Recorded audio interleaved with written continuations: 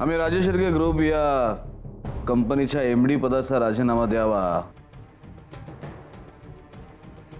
तर तुम्हाला हे सगळ्यांना वाटतं का मनापासून?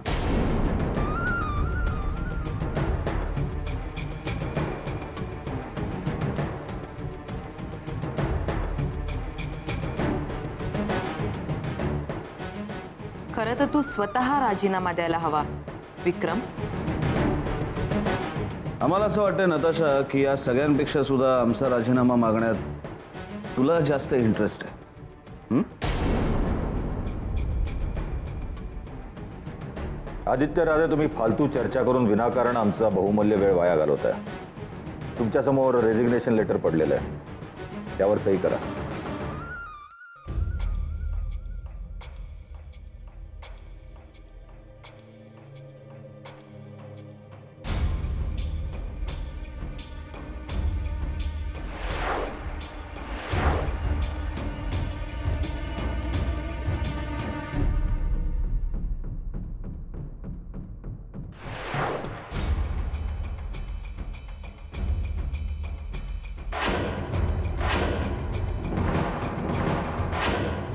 काय प्रकार आहे विक्रमादित्य? नाही, आमच्याकडे राजीनामा मागण्याचा तुम्हाला हक्क आहे रणवीराचे, पण त्या राजीनाम्यावर सही करण्याचा आमचा हक्क आम्ही अजून कोणालाही दिलेला नाही. आणि आज आम्ही असं ठरवलंय की राजीनामा द्यायचा नाही. तुम्हाला राजीनामा द्यावाच लागेल. आणि नाही दिला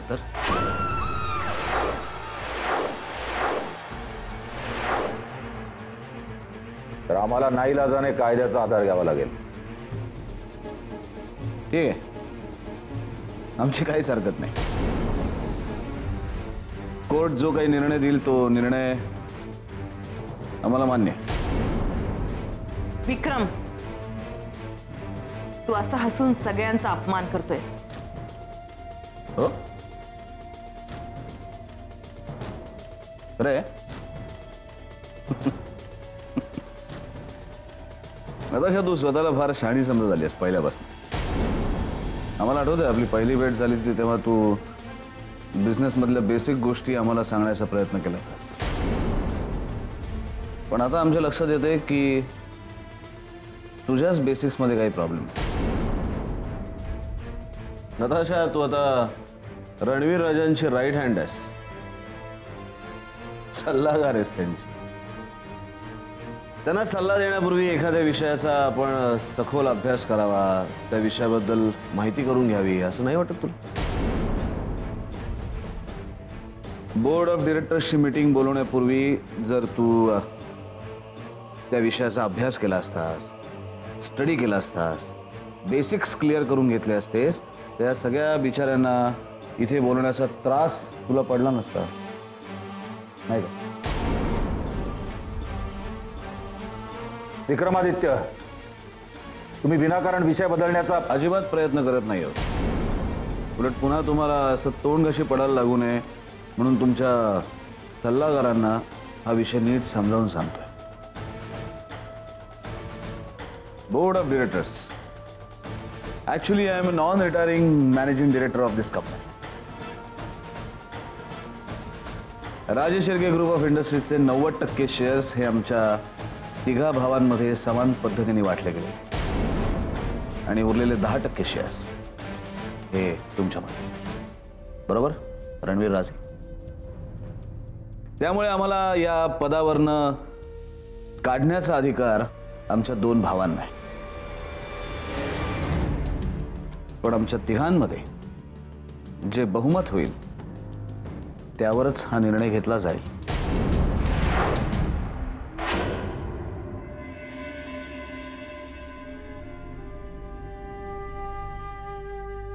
वहिनी, चहा दे ना. थांबा, देते पाणी. अगं मी पाणी नाही, चहा मागितला. हो का? बस चहा घेऊन येते मी. एक मिनिट, काय झालं? तू बस ना, मी चहा घेऊन येते. चहा घेता घेता बोलूया. थांब थांब थांब वहिनी. मला मला सांग आधी काय झालं.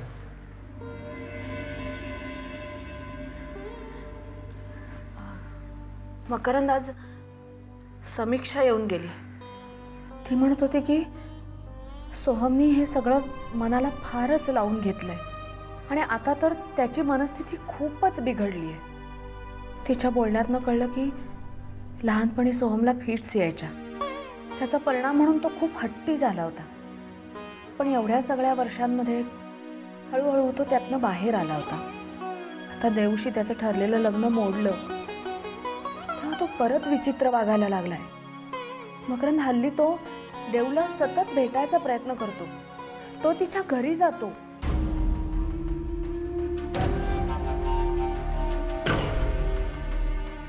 समीक्षाचं म्हणणं की मी बोलावं देवशी. मकरंद, मला सांग, मी काय सांगू देवला? तू सोहमला भेटत राहा म्हणून. तिने काय ऐकावं माझं? विक्रमला काय वाटेल मग? अगं पण देवला असं काहीही करायला सांगणं चुकीचंच आहे. आणि मी सोहमला असंच वाऱ्यावर सोडून देऊ? तोही मला मुलासारखाच आहे रे. माझं म्हणणं इतकंच आहे की भावनेच्या भरात यावर उपाय शोधणं हे चुकीचं आहे. आता मी असं नाही म्हणू शकत. भावनेच्या भरात मी देव आणि सोहमचं लग्न करायचा निर्णय घेतला. तसंच ते लग्न मोडायचाही निर्णय मी घेतला. आता मी माझी जबाबदारी झटकून टाकू? पण म्हणून आपण देवयानीला अडचणीत आणू शकत नाही ना. आणि मुळात सोहमची केस ही एक सायकोलॉजिकल केस आहे. त्याच्यावर सायकेट्रिस्टकडून उपचार करायला हवेत. औषधांनी बऱ्या होणाऱ्या आजारावर हे असे काहीतरी भलते उपाय शोधणं हेच चुकीचं आहे. मला एवढंच कळते की हा तिढा आता आपल्याला सोडवायला हवा. मी बोलून बघू का सोहमशी?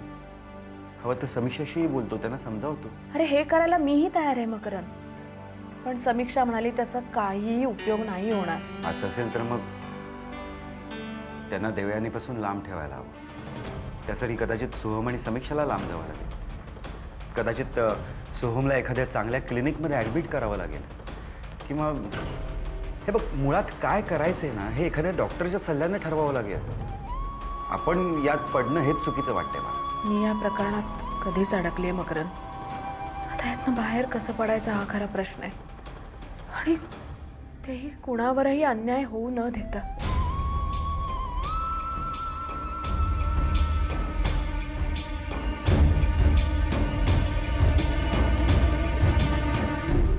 प्रश्न अधिकाराचा नाही. अधिकाराच्या आणि हक्काच्या गोष्टी आम्हालाही समजतात. जगात नैतिकता नावाची गोष्ट अस्तित्वात आहे. त्या नैतिकतेची जाणीव करून देत आम्ही तुमच्याकडे राजीनामा मागत आहोत.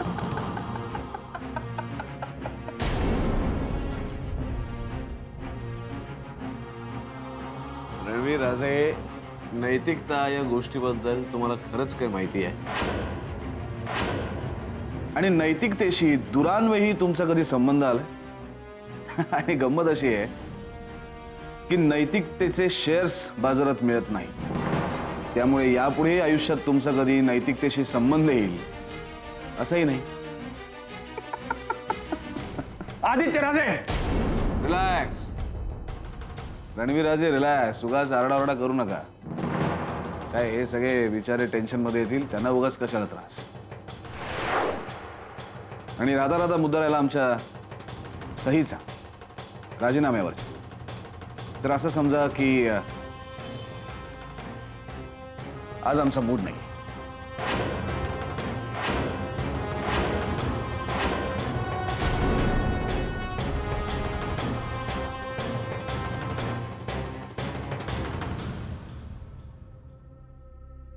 Meeting is over.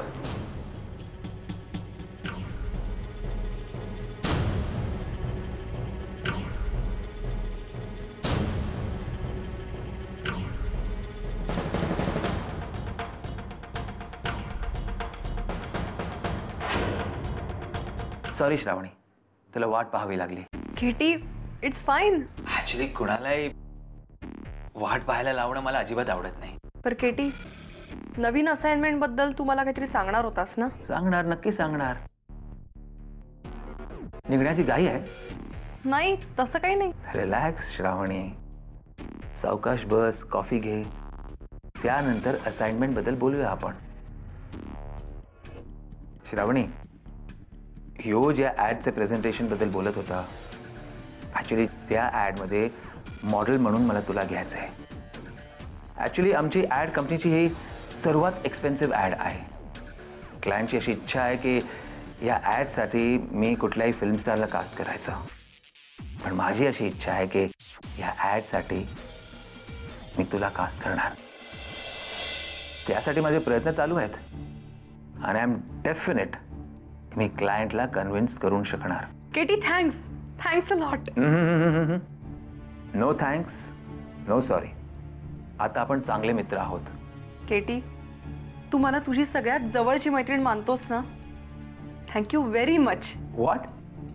Sorry. Sorry. Shravani, आता तू माझी चांगली मैत्रीण झाली आहेस. तुझ्याबरोबर पर्सनल गोष्टी करायला मला काही प्रॉब्लेम वाटत नाही. केटी बोल ना, काय बोलायचंय तुला? श्रावणी, त्या दिवशी मी शूटिंग अर्धवट सोडून गेलो, त्याबाबतीत तुला जाणून घ्यायचं आहे ना? जाणून तर घ्यायचं होतं, पण काही सांगायला तू कम्फर्टेबल नव्हतास ना केटी?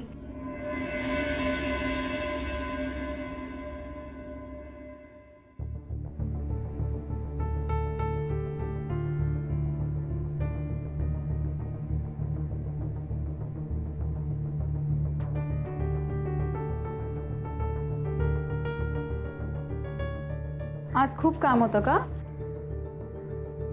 रणवीर राजे शिर्केने बोलवलं होतं आम्हाला आज बोर्ड ऑफ डिरेक्टरच्या मीटिंगसाठी. का?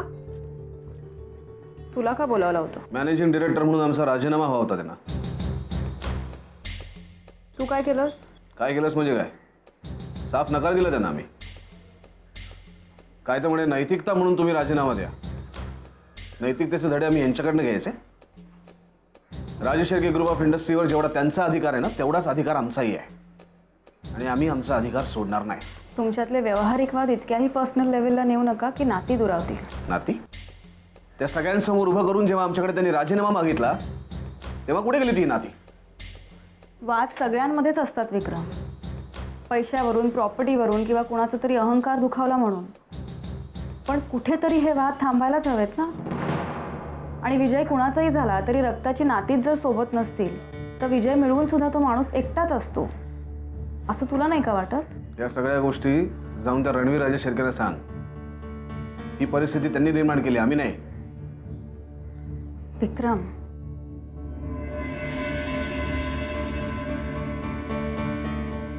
परिस्थिती जरी त्यांनी निर्माण केली असली तरी आपल्या परीने आपण ही परिस्थिती बदलण्याचा प्रयत्न करू शकतो.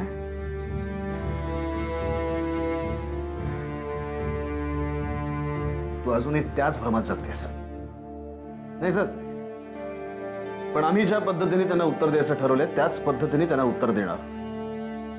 आम्ही आता स्वस्थ बसणार नाही.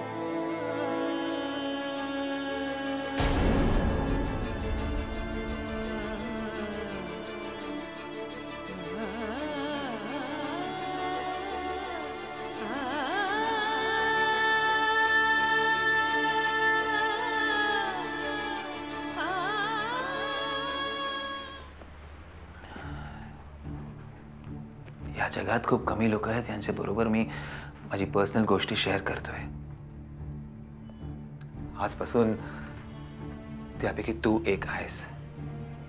श्रावणी, लोकांना नेहमी असं वाटतं की मैं बहुत खुश रहता हूं, मजाक करते रहता हूं, जिंदगी खुशी से बिताता हूं. पण ते खरं नाही. खरं तर मी खूप हरलेला आहे. मी जेवढं खुश असल्याचं समोरच्याला दाखवत असतो तेवढंच मनातून हारलेला असतो. कारण आजही मी स्वतःला एकटाच समजतो. तसं पाहायला गेलं तर पूरी इंडस्ट्री मुझे जानती है. पण या इंडस्ट्रीमध्ये एकही माझा जीवाभावाचा मित्र किंवा मैत्रीण नाही ज्याच्याजवळ मी माझ्या भावना व्यक्त करू शकतो, मनाची गोष्ट बोलून दाखवू शकतो. केटी,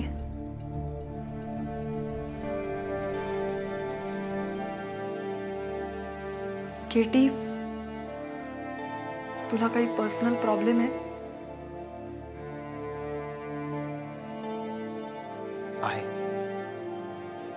पर्सनल प्रॉब्लेम आहे. असा पर्सनल प्रॉब्लेम जे कुणाच्याही जीवनात कधी येऊ नये. श्रावणी, जितकं डेडिकेशन आणि कमिटमेंट मी माझ्या प्रोफेशनल लाईफला दिलं होतं, तितकंच डेडिकेशन आणि कमिटमेंट मी माझ्या पर्सनल लाईफलाही दिलं होतं. तरी सुद्धा पण केटी, नक्की काय प्रॉब्लेम आहे? श्रावणी, ओ गॉड, हे सर्व मी ऑफिसमध्ये बोलतोय. भावनाच्या भरात मी तुझ्याबरोबर पर्सनल गोष्टी बोलतच राहिलो. ऍक्च्युली ऑफिसमध्ये मी कधी पर्सनल गोष्टी बोलत नाही. श्रावणी, तुझ्या लुक टेस्टसाठी मी डिझायनरला बोलवून घेतो. केटी, तू मला तुझा पर्सनल प्रॉब्लेम सांगणार होतास ना? सांगणार, नक्की सांगणार, तुलाच सांगणार. पण इथे नाही, आपण कधी बाहेर भेटूया.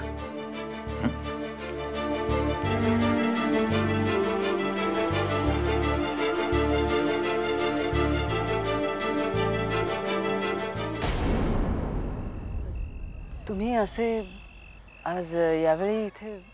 हो, भेटणं खूप गरजेचं होतं. बसा ना. हो, बस.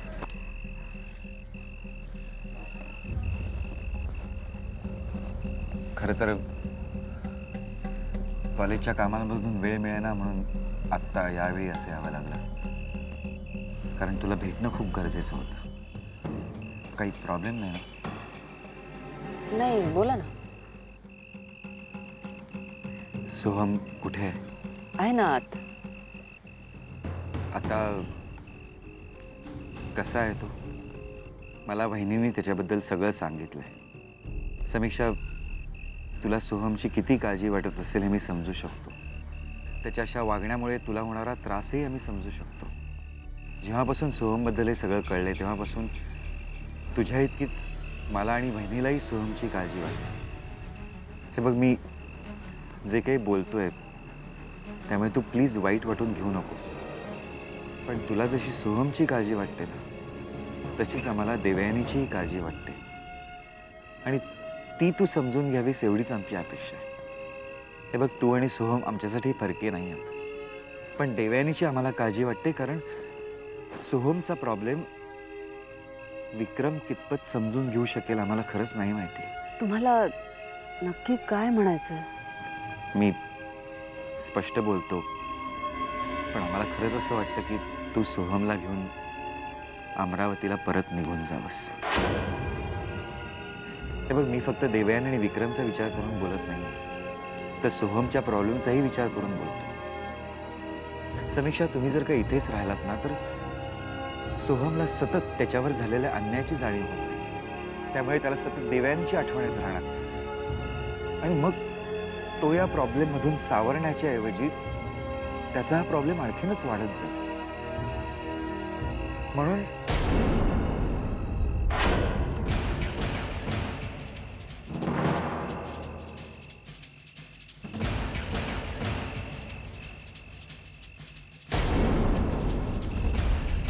आम्हाला या शहराबाहेर जायला सांगणारे तुम्ही कोण? आणि आम्ही इथे राहिलो तर तुमचा काय प्रॉब्लेम आहे? सोहम, काकांवर असं ओरडायची तुला काहीच गरज नाहीये. का गरज नाहीये? ताई, ताई, हे सगळे तुला माझ्या विरुद्ध भडकवतायत. मी का गप्प राहू? सांग ना मला. सोहम, काका असं काहीही बोललेले नाहीये. अगं, आत्ता हे तुला सांगत होते ना की देवयानीची काळजी वाटते म्हणून. म्हणजे सगळ्यांना माझ्यामुळेच काळजी वाटते असं वाटतंय ना? पण मी असं काय केलंय ते तरी मला सांग ना. अगं, मला वाटलं म्हणून मी देवयानीला जाऊन भेटू शकत नाही का? आणि ताई, तू ह्यांचं बोलणं शांतपणे कसं काय ऐकून घेऊ शकतेस? आणि मला एक गोष्ट कळत नाहीये, देवयानीला जाऊन भेटणं, गिफ्ट देणं, ह्या गोष्टीचा हे लोक एवढा मोठा इश्यू का करतायत? पण देवयानीशी लग्न करताना भर लग्न मंडपातून मला बाजूला व्हावं लागलं होतं. तेव्हा ह्यांच्यापैकी कोणी माझी विचारपूस करायला आलं नव्हतं. त्यावेळी मला किती त्रास झाला असेल याचा कोणी विचार केलाय का? मग आता कशाला सहानुभूतीची नाटकं करायला आलेत? बोला ना. सोहम,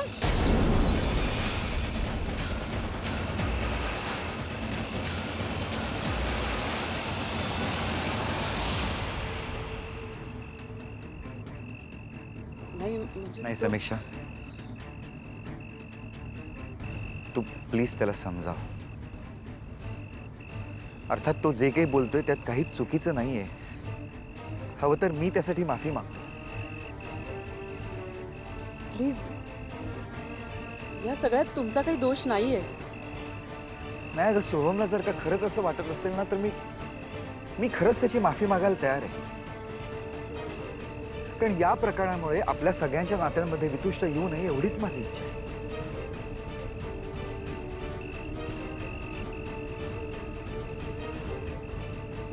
चल येतो ना.